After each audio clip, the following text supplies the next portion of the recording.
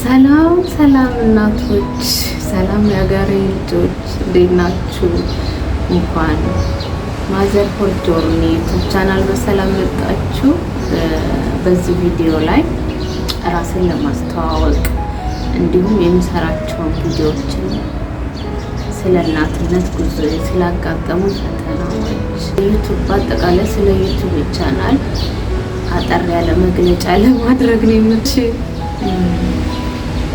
እንግዲህ ለመጀመሪያ ጊዜ ነው ቪዲዮ እንደዚህ ቀርጽ ስለምሰራቸው ቪዲዮዎች መረጃ ለማሳወቅ ነው እና አብራችሁ ኦኬ። የእርግዝና ቆይታ ምን እንደሚመስል እርግዝና 43 ሳምንት ቆይታ 43 ሳምንት ነው የጀመርኩትና እንጃ አለ 43 ሳምንት ገብቶ የወለደ እናቶች ካላችሁ በኮሜንት አሳውቁኝ። ይኖራል በእርግጥ ግን እኔ የሚሰማኝ ስሜት የነበረው በጣም ከባድ ነው። በዛ እንዴት እንደነበር ቆይታ የፈተናዎቼ እንዲሁም ደግሞ ከወለድን በኋላ ራሴን በኋላ ያጋጠሙ እንዴት እንዳገገሙ ስለሱ ይኖረኛል ቪዲዮ።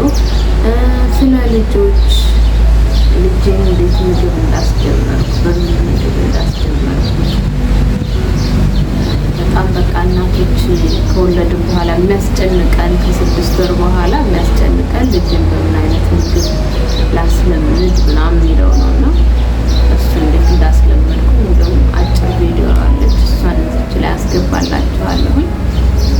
ከ2 ወር በኋላ ፀጉሬ መነቃቀል ጀመረ እና የማንኛውም ሰው ላይ የሚያጋጥመው የእናቶች ኤክሰርሳይሶችን አብረን እናደርጋለን። እናቶች ቦርጫችንን እናስተካክላለን። አብረን ቻሌንጅ ጀምራለሁ እና ቤተሰብ ሁኑ።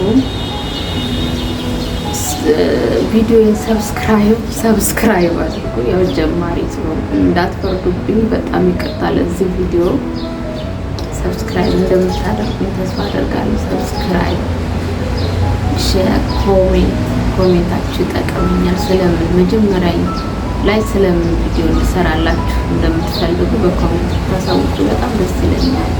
ስለ ኤክሰርሳይዝ፣ ስለ እንቅስቃሴ ልስራላችሁ፣ ስለ ልጅ ምግብ መጀመሪያ መመገብ ያለባቸው እሱን ልስራላችሁ፣ ወይ ስለ እርግዝና ቆይታዬ ሆስፒታል ውስጥ ስላሳለፍኩት ነገሮች ልስራላችሁ። እሱን በሰፊው ኮሜንት ላይ ብትነግሩኝ ለእኔ ይጠቅመኛልና ምን ማቅረብ እንዳለብኝ ተዘጋጅቼ እመጣለሁ ማለት ነው።